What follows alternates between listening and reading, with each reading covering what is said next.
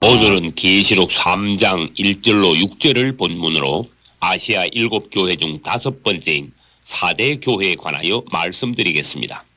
계시록 이 3장에 있는 아시아 7교회의 상황은 과거와 현재의 기독교 2000년 역사와 일치하는 것으로서 그것은 주님의 주권에 의한 것이었습니다. 다시 말하면 초대교회 때부터 현재까지 교회의 역사는 7단계로 구분된다는 것입니다. 첫째, 에베소 교회는 첫사랑을 잃어버린 단계. 둘째, 서머나 교회는 고난받는 단계. 셋째, 버가모 교회는 세상과 하나 된 단계. 넷째, 두아디라 교회는 변절한 단계. 다섯째, 사대 교회는 개혁의 단계. 여섯째, 빌라델비아 교회는 회복된 교회의 단계.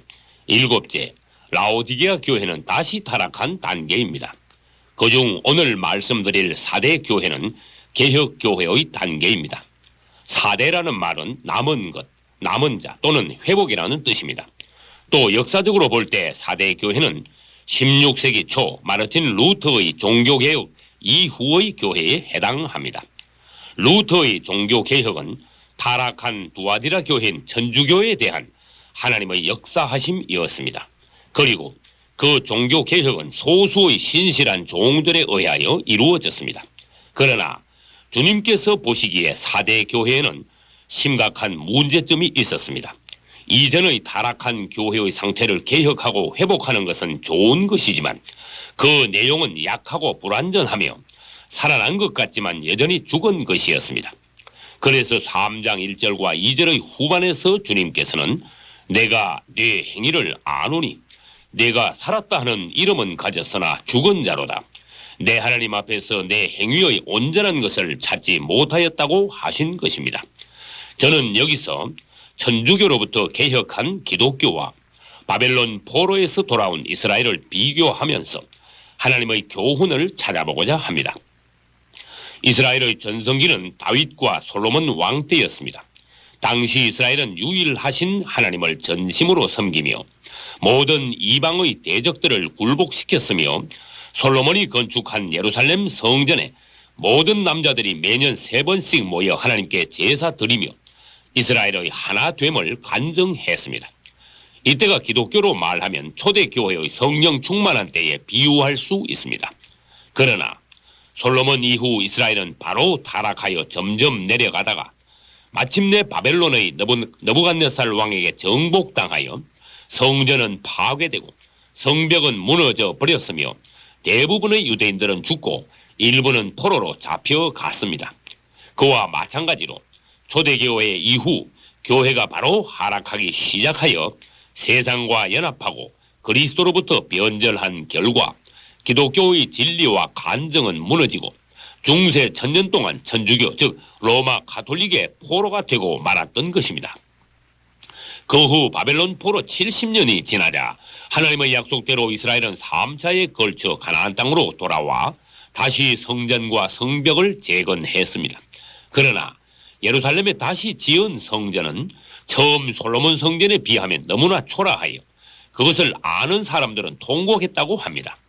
그와 같이 천주교에 잡혀있던 교회도 마르틴 루터 이후 여러 종들에 의해 진리를 조금씩 회복해 갔지만 그 개혁 교회의 모습은 초대교회 때의 충만하던 상황에 비하면 너무나 보잘것없는 것이었습니다.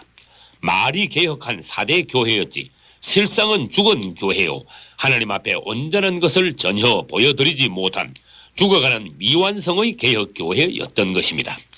오늘날에도 교회의 개혁이라는 말을 많이 쓰고 있습니다. 그러나 진정 주님 보시기에 살아있고 온전한 교회가 되기 위해서는 첫째, 초대교회로 돌아가야 하며 둘째, 그리스도께로 돌아가야 하며 셋째, 성경으로 돌아가야 하는 것입니다. 그래서 3장 1절에서 주님께서는 자신을 하나님의 7 영과 7 별을 가진 이라고 하시며 죽은 교회가 살아나기 위해서는 하나님의 7 영의 강화시키심과 7 별의 더욱 빛남이신 그리스도가 필요함을 강조하셨습니다. 당신은 성경대로 살아가고 있으며 당신 안에는 그리스도가 있습니까? 어떤 이에게는 돈이 부족하고 또 다른 이는 건강이나 지혜가 부족하다고 하지만 사실 우리 모두에게는 그리스도가 부족한 것입니다. 루터 이후의 개혁교회가 왜 주님으로부터 칭찬받지 못했을까요? 그 원인 중 하나는 종교개혁과 동시에 기독교 내에 교파가 생겨났기 때문입니다. 루터는 훌륭한 종이었지만 그로 인하여 독일에는 루터교라는 국교회가 생겨났고, 이어서 영국에서는 성공회라는 국교회가, 덴마크에서는 덴마크 교회, 그리스에서는 그리스 정교회 등 같은 기독교이지만 여러 나라에서 그들 이름으로 자기들끼리만 모이는 교회를 세웠습니다. 또 칼빈에 의해 장로교회가, 웨슬리에 의해 감리교회, 또 다른 사람들에 의해 침례교회, 성결교회, 오순절교회 등등 교회사의 춘추 전국시대와 같은 수많은 사립교회들이 우후죽순처럼 생겨났습니다. 마치 핵분열과 같은 교파의 분열은 초대 교회의 사도들이 본다면 통탄할 일이며 주님께서 보시기에는 엄중한 심판의 대상이 되는 것입니다. 그러므로 우리는 교파 의식을 내려놓고 그리스도 안에서 하나 되어야 합니다. 오늘날 기독교의 가련한 상태를 보시고 3장 3절에서 주님께서는 회개하라고 촉구하시면서 정신 차리고 깨어나지 않는 자들 앞에 주님은 도적같이 임하리라고 경고하셨습니다. 도적은 집주인이 깊이 잠든 시간에 바람같이 들어와서 가장 값진 것을 훔쳐 소리 없이 가버립니다. 회개하지 않고 또 깨어있지 못한 이들은 그들이 졸고 있는 사이에 주님께서 재림하셔서 알곡 성도만 데려가시고 자신은 버려진 것을 보게 될 것입니다. 그러나 사대 교회에도 몇 명의 흰옷 입은 자들이 있다고 하셨는데, 흰옷이란 주님을 향하여 순결함과 그 행위가 깨끗함을 상징합니다. 흰옷을 입지 못한 자들은 더러운 옷을 입었거나 벌거벗은 자들입니다.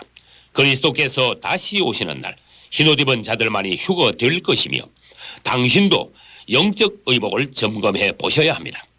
장차 거듭난 성도만이 하나님의 나라에 들어갈 수 있으며, 신앙 실패한 자들은 바깥 어두운 데 버려져서 슬피 울며 불신자들과 함께 대환란을 겪게 될 것입니다.